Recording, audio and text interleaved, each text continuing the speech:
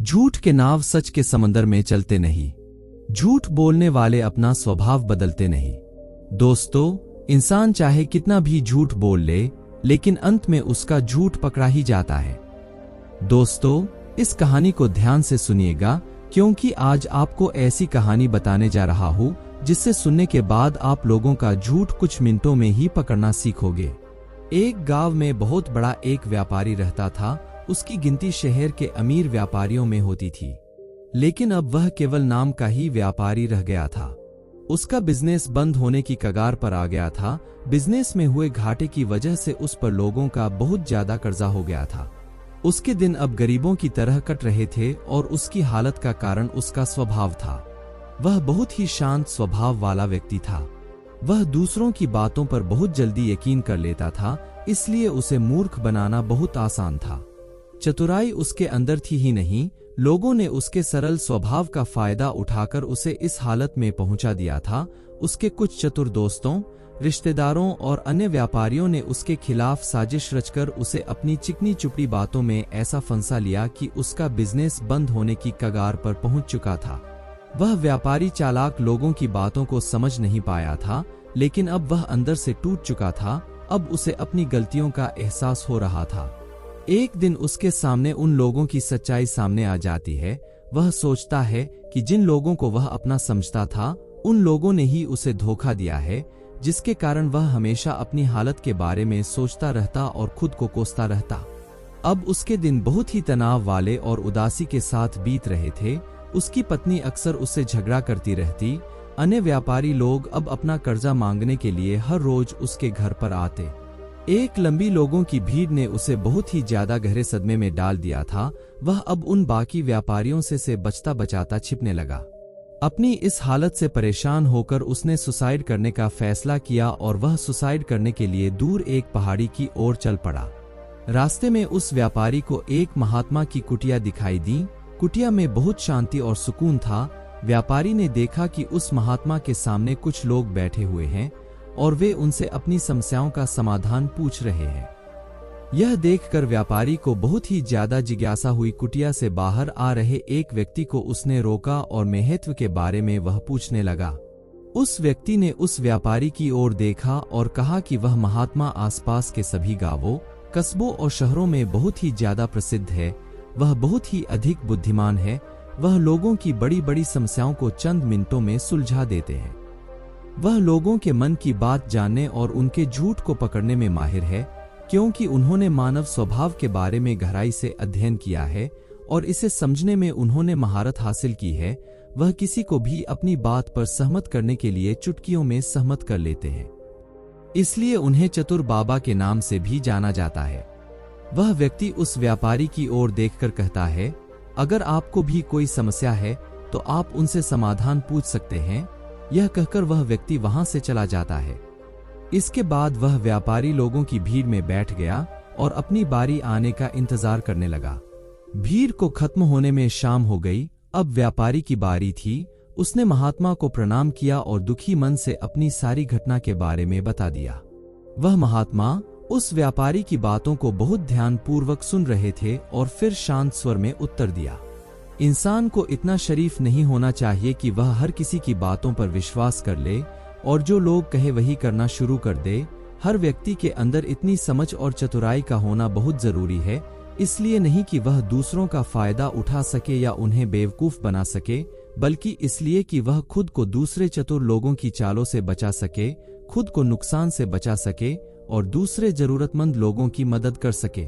इतनी बातें कहने के बाद महात्मा अब कहते हैं, अब मैं आपको समझाऊंगा कि आप लोगों से जो चाहते हैं वह कैसे प्राप्त कर सकते हैं। तुम्हें कुछ ऐसे तरीके सिखाऊंगा जिसका उपयोग तुम लोगों और परिस्थितियों को नियंत्रित करने के लिए कर सकते हो। इसके अलावा तुम्हें यह भी पता चल जाएगा कि धोखेबाज लोगों को कैसे पहचानें और उनसे खुद को कैसे बचाएं। एक साधारण व्यक्ति कैसे समझदार व्यक्ति बन सकता है। ध्यान रहे, जो मैं यहाँ तुम्हें सिखाने वाला हूँ उसका इस्तेमाल किसी गलत काम के लिए नहीं करना, लेकिन अपनी और दूसरों की सुरक्षा के लिए। बस मेरी बातों को ध्यान से सुनो। हम जिस दुनिया में रहते हैं वहां आपको कुछ लोग चतुर मिलेंगे जो अपनी आजीविका चलाने के लिए भोले भाले लोगों का इस्तेमाल करते हैं। अब आप इन लोगों को कैसे पहचानते हैं जो अधिक बातें समझते हैं? आपको उन लोगों पर ध्यान देना चाहिए क्योंकि ये लोग विश्वास की कमी को पूरा करने के लिए बहुत सारे शब्दों का उपयोग करते हैं। आपको उन पर ध्यान देने की कोई आवश्यकता नहीं है क्योंकि वे अपने झूठ की वजह से आपको बेवकूफ बनाने की कोशिश करते हैं। जो लोग एक ही बात को बार बार कहते हैं वह झूठे हो सकते हैं।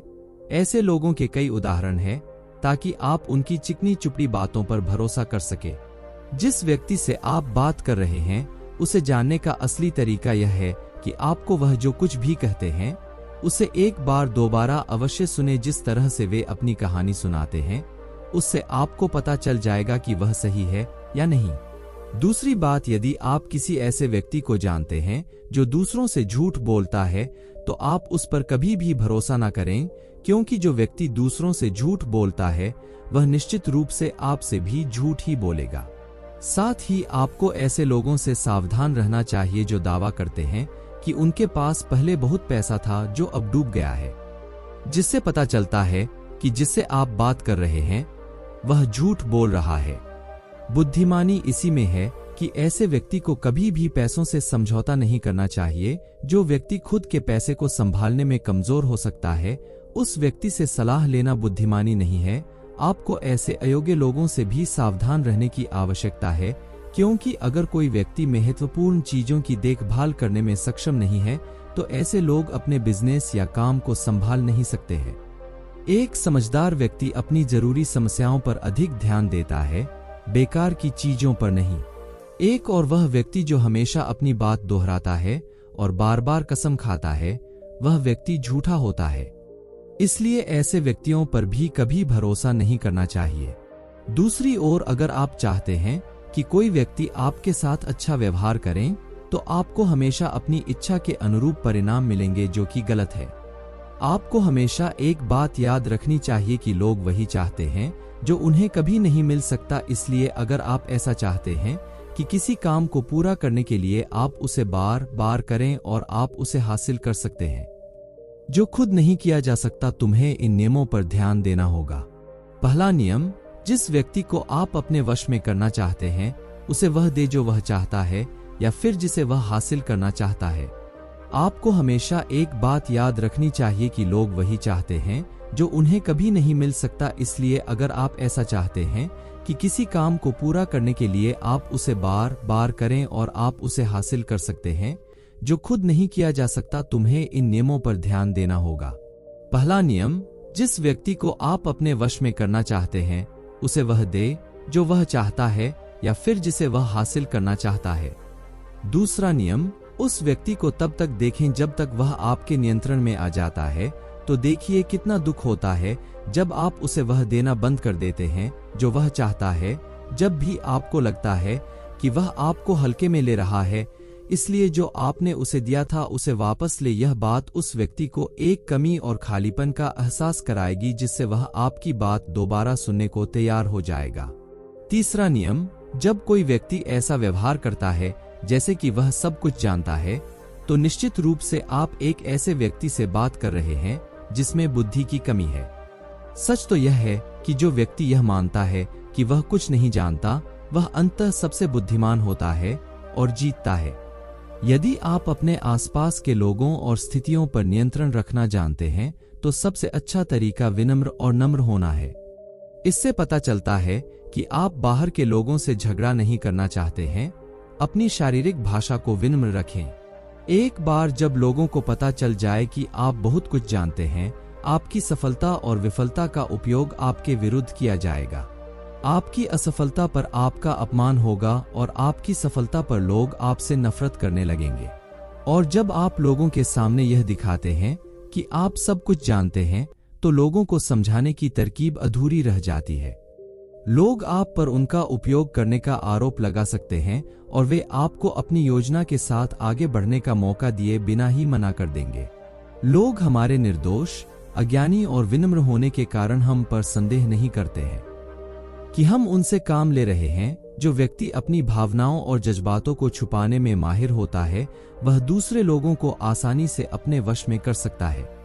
जब लोगों को लगेगा कि आप विनम्र हैं और झगड़ालू स्वभाव के नहीं हैं तो वे आगे आकर आपकी मदद करना चाहेंगे और शायद तब वे आपको अपने बारे में जानकारी देंगे जिसका उपयोग आप उन्हें नियंत्रित करने के लिए कर सकते हैं, और वे आपको यह सारी जानकारी देंगे क्योंकि उन्हें यकीन है कि आप उनसे नहीं लड़ेंगे। जो व्यक्ति यह मानता है कि उसके अंदर सुधार की गुंजाइश है, तो उसके सफल होने की संभावना कई गुना बढ़ जाती है। व्यक्ति के अंदर विनम्रता इसलिए भी आती है क्योंकि वह सोचता है कि उसे बहुत कुछ सीखना है, लेकिन जो व्यक्ति यह सोचता है कि वह बहुत कुछ जानता है, वह आसानी से मूर्ख बन जाता है। साथ ही एक गृहस्थ होने के नाते आपको इस बात पर भी ध्यान देना चाहिए कि आपका पैसा कहां जा रहा है, और उस मेहनत की कमाई को तब तक खर्च न करें जब तक आपको उस पैसे के बदले में वह न मिल जाए जो आप चाहते हैं। इसका मतलब यह है कि अगर आप सामान लिए बिना पैसे देते हैं तो धोखा मिलने की संभावना बढ़ जाती है। ऐसा भी हो सकता है कि अगर किसी ने आपका पैसा पहले ही ले लिया है तो वह अपना वादा नहीं निभाएगा। इसलिए सुरक्षित रहने के लिए उस व्यक्ति को पैसे देने से पहले सावधानी बरतें। जो चीज आप उससे पाना चाहते हैं उसे प्राप्त करें। चौथा नियम, लोगों को समझाने का सबसे अच्छा तरीका यह जानना है कि आप किसका मन बदल सकते हैं और किसका नहीं। यह 100% सत्य है कि आप किसी के मन को अपने अनुसार तब तक नहीं चला सकते जब तक वह आपको पसंद न करता हो। इसलिए जो लोग आपको पसंद करते हैं और आपका सम्मान भी करते हैं, उन्हें अपने तरीके से चलाने की कोशिश करें, लेकिन सही चीजों के लिए। इस बात का ध्यान रखें, यदि आप किसी ऐसे व्यक्ति के मन में हेरफेर करने का प्रयास करते हैं जो आपको पसंद नहीं करता है, तो ऐसे में आपका सारा समय और धैर्य बर्बाद हो जाएगा। इसके अलावा जब भी आप ऐसे व्यक्ति को बदलने की कोशिश करेंगे तो वह आपसे बहस करेगा।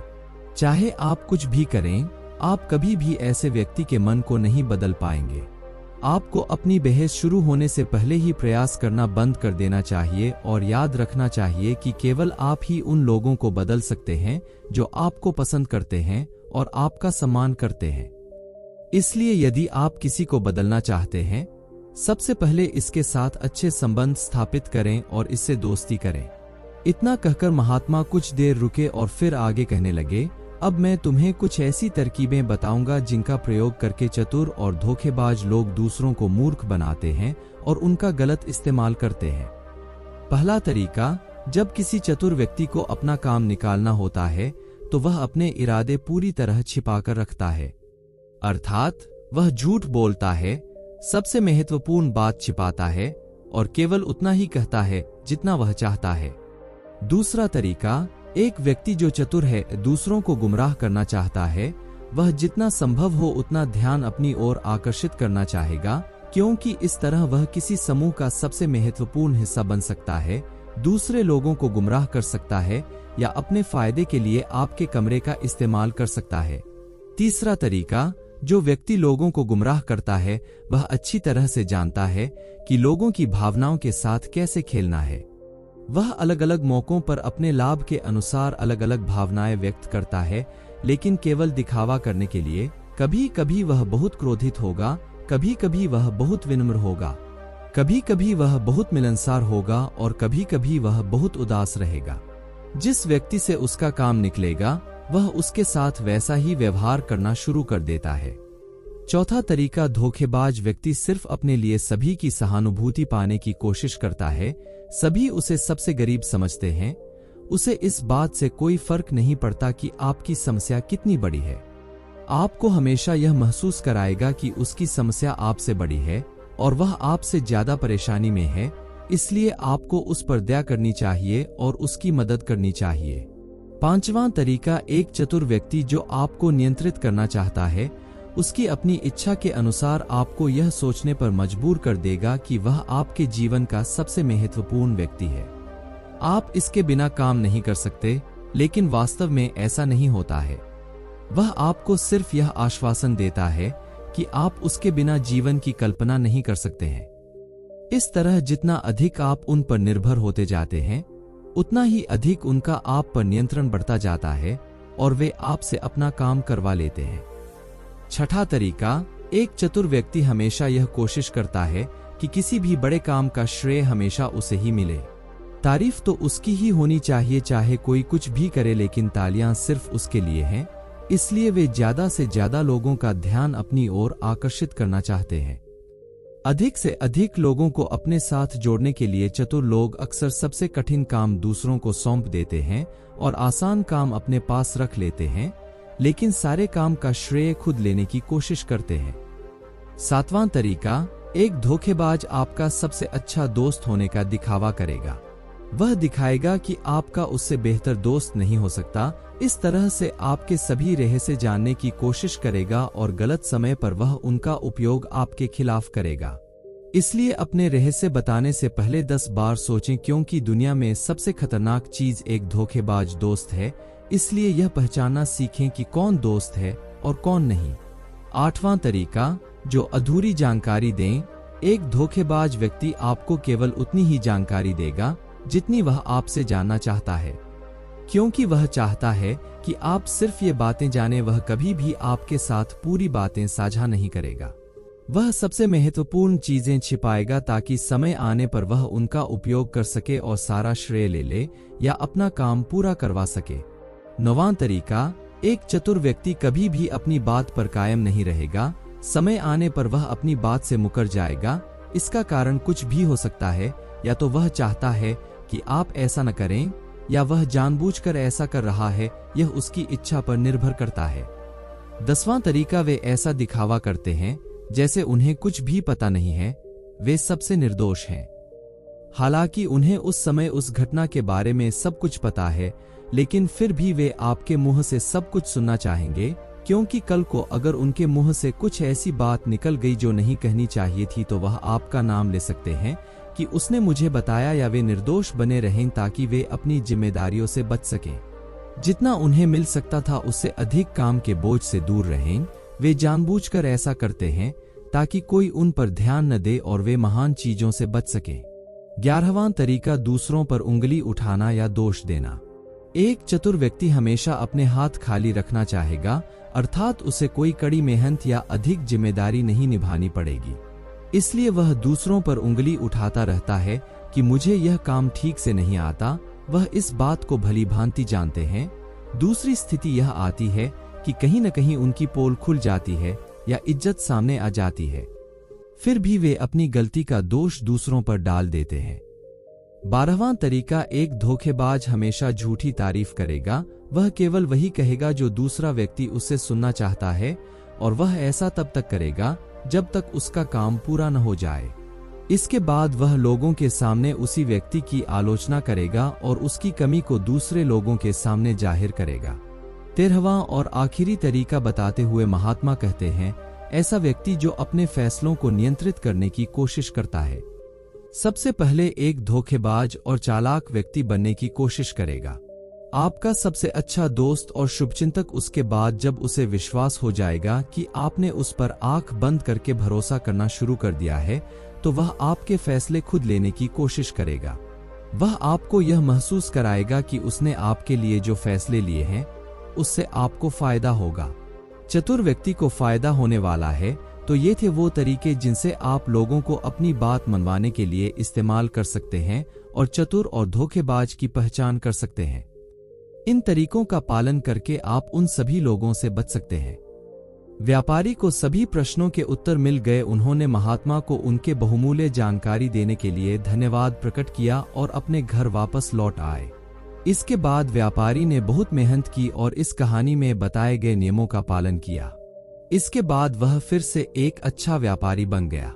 दोस्तों, ये कहानी आपको कैसे लगी कमेंट बॉक्स में जरूर बताएं और चैनल को सब्सक्राइब करना न भूलें।